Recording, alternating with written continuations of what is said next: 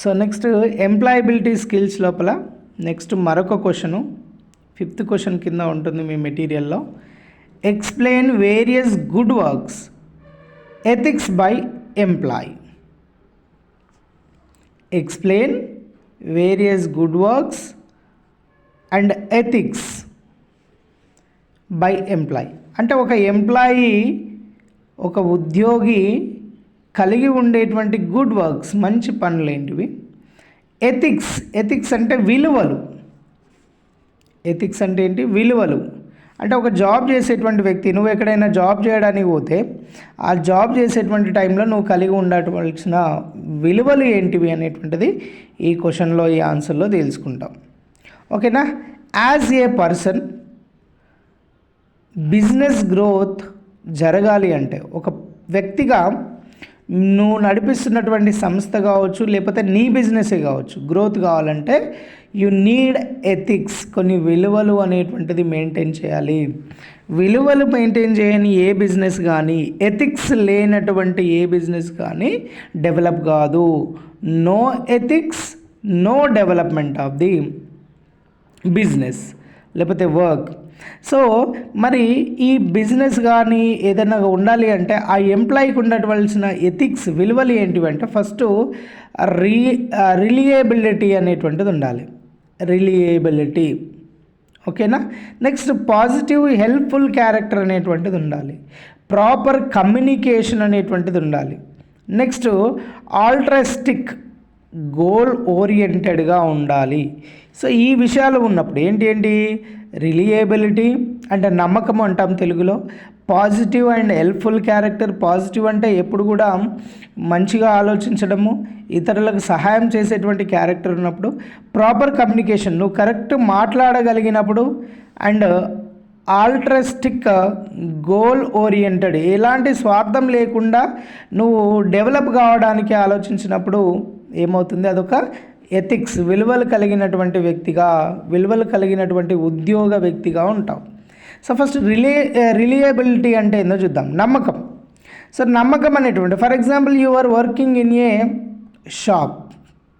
ఒక ఎంప్లాయీగా నువ్వు ఒక షాప్లో చేస్తున్నావు, లేదు నువ్వు ఒక నర్సుగా ఒక హాస్పిటల్లో చేస్తున్నావు. అలాంటి టైంలో ఆ హాస్పిటల్ మేనేజ్మెంట్ ఏదైతే ఉంటుందో దానికి చాలా నమ్మకంగా ఉండాలి. నువ్వు రిలయబిలిటీగా ఉండాలి. నమ్మకంగా, రిలయబిలిటీ అంటే నమ్మకం. ఏంటి అందులో ముఖ్యంగా టైం పంక్చువాలిటీ అనేటువంటిది ఉండాలి. Time punctuality. For example hospital 8 AM కనుక, 8 గంటలకు కనుక ఓపెన్ అయితే నువ్వు 8 గంటల వరకు అట్లీస్ట్ ఉండాలి. 7:30కు ఉండకున్నా పర్లేదు, 8 o'clock ఉండాలి. కానీ 9:30కి వచ్చినా 10కి వచ్చినా కూడా అది ఆ ఎంప్లాయీగా నువ్వు నమ్మకం లేనటువంటి వ్యక్తిగా అవుతుంది. అంటే ఫర్ ఎగ్జాంపుల్ ఏంటి ఇది, నువ్వు టైం పంక్చువాలిటీ అనేటువంటిది, టైం అనేటువంటిది కరెక్ట్ మెయింటైన్ చేయాలి. అదొక ఇంపార్టెంట్ ఎథిక్, వాల్యూ అంటాం, ఎంప్లాయీ యొక్క వాల్యూ. నెక్స్ట్ విలువ.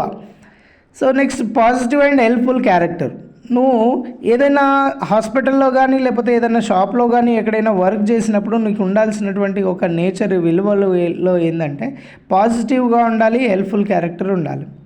సో ఈ పాజిటివ్ అంటే ఏంది, ఒకవేళ ఓనర్ కానీ లేదా మీ పైన పనిచేసేటువంటి డాక్టర్ కానీ మిమ్మల్ని ఏదైనా అన్నా కూడా, ఏదైనా విషయం చెప్పినా కూడా నువ్వు చాలా పాజిటివ్గా తీసుకోవాలి.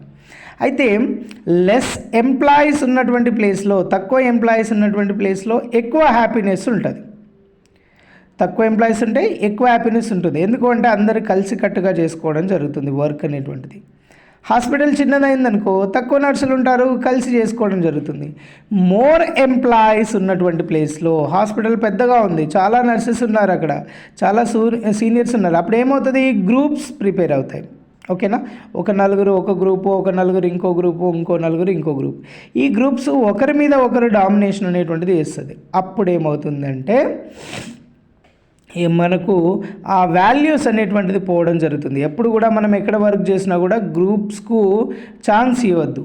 ఓకేనా.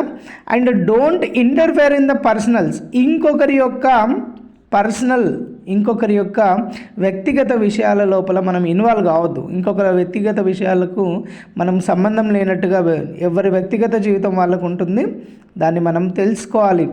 సో ఇలాంటి నేచర్ పాజిటివ్గా ఉండాలి, హెల్ప్ఫుల్ క్యారెక్టర్గా ఉండాలి. ఇతరులకు సహాయం చేసేటట్టే ఉండాలి, కానీ వాళ్ళకి నష్టం చేసేటువంటిగా మన క్యారెక్టర్ అనేటువంటిది ఉండొద్దు. అదొక ఇంపార్టెంట్ వాల్యూ, ఇంపార్టెంట్ విలువ. Proper communication. నువ్వు ఎక్కడ వర్క్ చేసినా కూడా, ఏ హాస్పిటల్లో చేసినా లేకపోతే ఎక్కడ చేసినా కూడా స్ట్రాంగ్ స్కిల్స్ ఉండాలి, మంచి కమ్యూనికేషన్ స్కిల్స్ ఉండాలి. ఇప్పుడు మీరు వర్క్ చేసినటువంటి ప్లేస్లో డిఫరెంట్ కైండ్ ఆఫ్ పీపుల్ వస్తారు. చిన్న చిన్న చిల్డ్రన్స్ వస్తారు, అండ్ మిడిల్ ఏజ్ వాళ్ళు వస్తుంటారు, ఓల్డర్ పీపుల్ వస్తూ ఉంటారు. సో ఎవరు వచ్చినా ఎవరికైనా కూడా మనం ఏం చేయాలి, ప్రాపర్గా వాళ్ళకి తగినట్టుగా మాట్లాడాలి. మనం చిన్నపిల్లలకు తగినట్టుగా మాట్లాడము, మిడిల్ ఏజ్గా ఉన్నటువంటి వాళ్ళకి ఓల్డర్ పీపుల్కు వాళ్ళకు తగినట్టుగా మాట్లాడము, ఆ స్ట్రాంగ్ స్కిల్స్ అనేటువంటిది డెవలప్ చేసుకోవాలి. Handle all the challenges. So ఇప్పుడు కొన్నిసార్లు ఏమవుతాయంటే, కొందరు బాగా ఎక్కువ క్వశ్చన్స్ అడుగుతూ ఉంటారు. అలాంటి టైంలో నేను చెప్పను అనకుండా ఆ ఛాలెంజెస్ను మనం యాక్సెప్ట్ చేయాలి. వాళ్ళు అడిగినంత వరకు మనకు ఎంతవరకు వీలైతే అంత సమాచారం అనేటువంటిది మనం అందించాలి. ఎఫెక్టివ్ టాకింగ్ అనేటువంటిది ఉండాలి. చిరాకుగా మాట్లాడొద్దు ఎప్పుడు కూడా. సంతోషంగా ఎఫెక్టివ్ టాకింగ్ అనేటువంటిది ఉండాలి. వాళ్ళు నెక్స్ట్ టైం అరే ఇక్కడ ఒక పర్సన్ హాస్పిటల్లో ఉంటుంది, తను చాలా బాగా రిసీవ్ చేసుకుంటుంది అనేటువంటి మార్క్ అనేటువంటిది రావాలి. ఎఫెక్టివ్ టాక్ అనేటువంటిది ఉండాలి. అదొక మంచి ఎథిక్ వాల్యూ. ఎంప్లాయీగా నువ్వు ఎక్కడ వర్క్ చేసినా కూడా ఎఫెక్టివ్ టాక్ అనేటువంటిది ఉండాలి. అండ్ పాజిటివ్ నెగిటివ్ను బ్యాలెన్స్ చేసుకోవాలి. పాజిటివ్ ఎంత ఉంటుందో నెగిటివ్ కూడా అంతే ఉంటుంది. ఈ పాజిటివ్ను నెగిటివ్ను రెండు కూడా బ్యాలెన్స్ చేసుకుంటూ మనం కమ్యూనికేషన్ అనేటువంటిది చేయాల్సినటువంటి అవసరం ఉంటుంది. సో ప్రాపర్ కమ్యూనికేషన్ అనేటువంటిది ఒక ఎంప్లాయీకి ఉండాల్సినటువంటి ఒక ముఖ్యమైనటువంటి విషయంగా మనం చెప్పుకుంటాం. ఓకేనా. Next altruistic and goal oriented. నువ్వు ఎక్కడ వర్క్ చేసినా, ఫర్ ఎగ్జాంపుల్ మీరు MPHW కాబట్టి నేను హాస్పిటల్ తోటే లింక్ చేసి చెప్తున్నాను.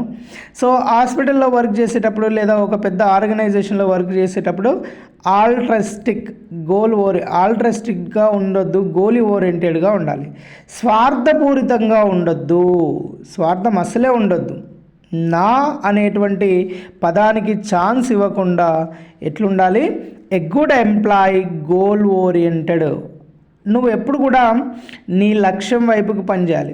ఒకవేళ నువ్వు హాస్పిటల్లో చాలా బాగా వర్క్ చేసావు, హార్డ్ వర్క్ చేసావు అంటే అక్కడ ఉన్నటువంటి డాక్టర్ మిమ్మల్ని గుర్తించి ఇంకా కొంచెం ముందుకు వేరే పనులు అప్పగించేటువంటి అవకాశం అనేటువంటిది ఉంటుంది. నువ్వు ఎక్స్ట్రా చాలా స్కిల్స్ కనుక నేర్చుకున్నట్టయితే నువ్వు సొంతంగా క్లినిక్ నడుపుకునేటువంటి అవకాశం అనేటువంటిది కూడా ఉంటుంది. అంటే ఒక గోల్ ఓరియంటెడ్గా పనిచేయాలి, స్వార్థంగా అసలే పనిచేయద్దు.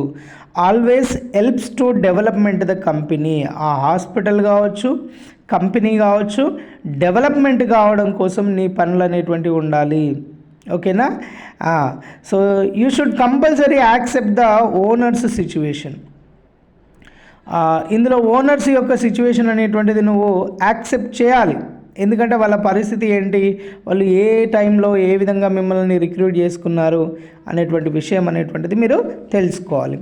సో ఒక ఎంప్లాయీకి ఉన్నటువంటి ఎథిక్స్, వాల్యూస్ లోపల మెయిన్గా నమ్మకం అనేటువంటిది ఉండాలి, reliability, helping character, positive nature అనేటువంటిది ఉండాలి, కమ్యూనికేషన్ ప్రాపర్గా ఉండాలి, గోల్స్ ఓరియంటెడ్గా ఉండాలి, స్వార్థపూరితంగా ఉండొద్దు. ఓకేనా. ఇది ఆ గోల్స్ ఎథిక్స్కి సంబంధించినటువంటి ఎంప్లాయీ ఎథిక్స్.